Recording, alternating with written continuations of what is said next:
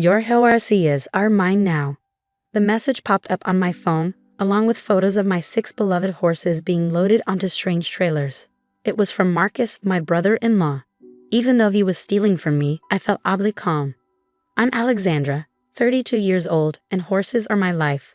My grandmother started our family's horse breeding business, and over the years, we've raised some of the best show jumpers in the country. The horses Marcus was taking weren't just animals.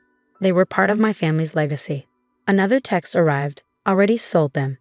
Thanks for making me rich. I could almost see Marcus grinning, just like he always did when he thought he was getting away with something. He'd been like this ever since he married my sister, Kate. I set my phone down and looked out the window. The pastures were empty. My horses should have been there, grazing peacefully. Marcus had planned this carefully, waiting for me to be away at a horse conference. What he didn't know was that I had canceled my trip at the last minute. My phone buzzed again. It was Kate. Alex, don't be mad. Marcus is just trying to help us. We need the money, and you have so many horses. Kate always made excuses for him. Marcus had been asking about our horses' value for years, making little comments about how wasteful it was to keep them. Now he had finally acted on his greed. The buyer is waiting, Marcus texted. Just sold them for $4.2 million. Not bad, huh? I smiled. He had no idea. The registration papers he had were just copies. The real ones, the ones proving ownership and bloodline, were locked in my lawyer's office. Without them, the horses were worthless to any serious buyer.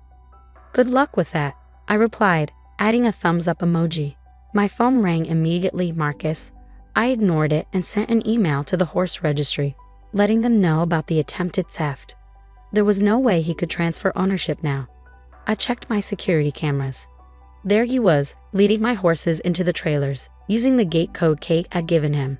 My prized stallion Thunder, the champion mares Luna and Star, and 3 young horses full of promise. He was stealing them all. Another message, you can't stop this. The money's already transferred. These horses belong to someone else now. He thought he was in control, but I had planned ahead. The documents he stole were fakes. The security cameras had caught everything. And best of all, each horse had a hidden GPS tracker woven into its mane. I called my lawyer. Sarah, it's happening exactly as we expected. Can you start the legal process? 3 missed calls from Kate. I loved her, but Marcus had blinded her to the truth for too long. This time, he'd gone too far. On the security feed, I watched Marcus drive off with the trailers. He had no clue he was heading straight into disaster. My phone buzzed again.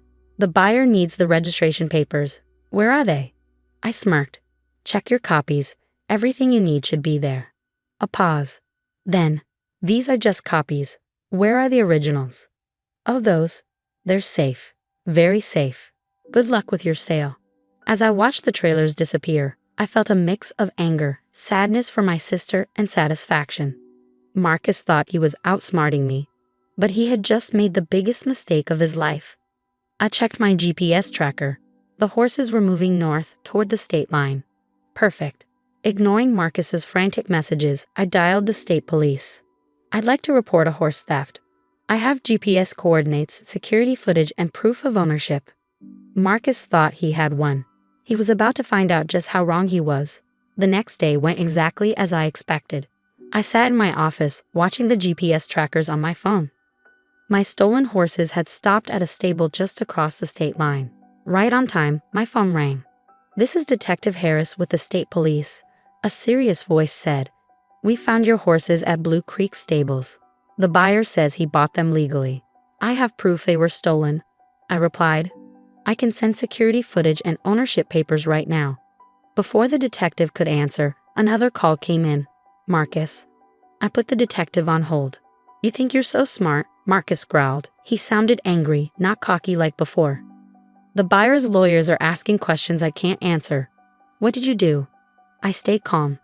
Me? I'm not the one who stole 6 horses and tried to sell them without the right papers. How's that going for you? It's just a technical issue, he snapped. Kate signed the bill of sale. She's family, she has a right to sell them too. I almost laughed. Kate doesn't own the horses, only I do. And you? You only have worthless copies of the registration papers. Silence. Then Marcus's tone changed. He was trying to be nice now. Look, Alex, we can work something out. The buyer already paid. If you just sign the papers, I'll split the money with you. Everybody wins. I finally laughed. Everybody wins. You stole my horses, Marcus. This isn't about money. It's about you thinking you can take whatever you want. Through my security cameras, I saw 3 police cars arrive at my gate. Perfect timing. The police are involved now, I told him. You should start looking for a good lawyer. I switched back to Detective Harris. Sorry about that. I'm sending you the footage now. My lawyer will meet you at Blue Creek Stables with all the real documents. Next, Kate called. She was crying. How could you do this to us? Marcus was trying to help. We needed that money. We're about to lose our house. And that makes stealing okay? I asked gently. Kate, listen to yourself. Marcus tried to sell over $4 million worth of stolen horses. He had a buyer. Everything would have been fine if you had just given us the papers. I sighed. She was repeating Marcus's lies. Kate, there was never going to be a legal sale. No real buyer would take horses without proper papers. Either Marcus was being scammed, or he was planning to take the money and run. She went quiet. Maybe, for the first time, she saw the truth. The police are bringing the horses back, I continued. I won't press charges as long as everything is returned. But Kate, you need to think hard about why you're still defending him. Through my cameras, I saw the police cars driving up. My lawyer, Sarah, stepped out, carrying a thick folder of paperwork. A text from the stable manager at Blue Creek popped up. Police are here. Your horses are safe. The buyer disappeared.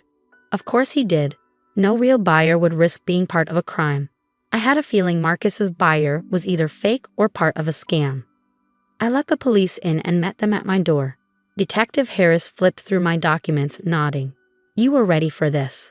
My brother-in-law has a history of trying to take what isn't his, I said. I learned to be prepared. My phone buzzed again. More texts from Marcus. Some were threats, others were him begging. I showed them to the detective, who added them to his evidence file. The horses will be back within the hour, he told me. Do you want to press charges? I thought about Kate, about family, about second chances. Not yet. But I want a restraining order. Marcus is never coming near my horses again. Sarah nodded. We had already planned this. A legal warning was sometimes more powerful than a trial. Marcus would know that if he messed up again, he'd be in serious trouble. Then I heard the rumble of trucks. I checked my cameras. My horses were back, safe, unharmed. The GPS trackers had done their job. Detective Harris looked at me. One more thing. The buyer vanished, but we tracked the payment. The bank account was empty. There was never any real money. Just as I suspected. Marcus had planned to take the horses across state lines, pretend they were stolen, and run off with whatever money he could get. A classic scam. As my horses were led back into their paddocks, I felt relief. I had dealt with Marcus's lies for years. Now I had proof, power, and control. One last text from Kate. Marcus is gone. He took all our money and disappeared. I should have listened to you. I stared at it for a long time. Then I replied, come over tomorrow. We need to talk. Sometimes the hardest lessons come from trusting the wrong people. But as I watched my horses settle back home, I knew one thing for sure. I would never let Marcus take anything from me again. The morning after my horses were returned, Kate showed up at my door looking exhausted. Her eyes were red and she held a folder in her shaking hands. He took everything, she said, sitting down at my kitchen table. Our savings, the house payment, even my personal account. The bank said he withdrew it all yesterday before he tried to sell your horses. I placed a cup of coffee in front of her. I'm sorry, Kate, not for Marcus, but for what you're going through. She pulled out the papers, bank statements showing zero balances, overdraft notices, and a foreclosure warning. I should have listened to you, all those times you warned me about him. What matters now is what you do next, I said, thinking of the file I had on Marcus, proof of all the shady things he'd done over the years. Did you report the stolen money to the police? She nodded.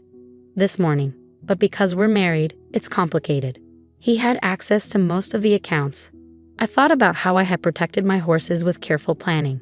Kate, remember when Marcus tried to get you to add his name to your inheritance account? The one from Grandma? Yes.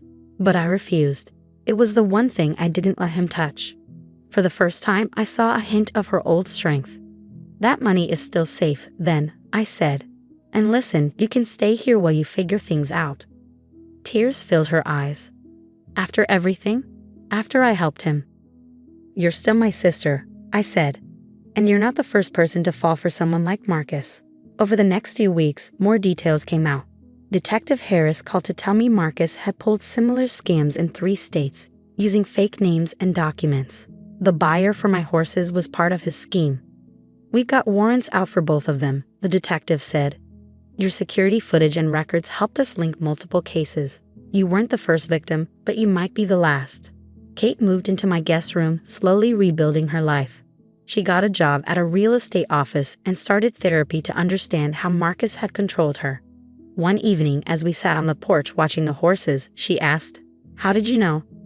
About Marcus, about the horses, everything. I thought about the missing documents, the GPS trackers, the little signs I had noticed over the years. I paid attention. Every time something felt off, I made a note. I got ready. And I called you paranoid, she said quietly. You were in love, I replied, and he counted on that. The police never caught Marcus, at least not right away, but his scam had fallen apart, and every major horse registry now had his name flagged. He wouldn't be able to pull the same trick again. 6 months later, I stood in the winner's circle at the national championships, watching my stallion, Thunder, prance proudly with his blue ribbon. Kate stood beside me, cheering just as loud as I was. She had started helping at the stables, reconnecting with her love of horses, something Marcus had always discouraged. Your brother-in-law really thought he could sell a champion horse without papers? A trainer asked, shaking her head. Some people think they can take shortcuts, I said, patting Thunder's neck. They don't realize that in this world, reputation and records are everything. Kate squeezed my hand. Some people learn that the hard way. That night, as I updated Thunder's competition records, my phone buzzed with a message from Detective Harris. Thought you'd want to know, Marcus tried his scam in Texas. They were ready for him. He's in custody. I showed the message to Kate, who was brushing Luna in the stable. She smiled, a real, strong smile. Good, she said. Some people don't learn until they hit rock bottom. Through the stable windows, I saw my horses safe in their paddocks. The best victories aren't just about winning. They're about protecting what matters. Marcus had thought he was clever, but he never understood that true value isn't just in what you own. It's in how well you guard it.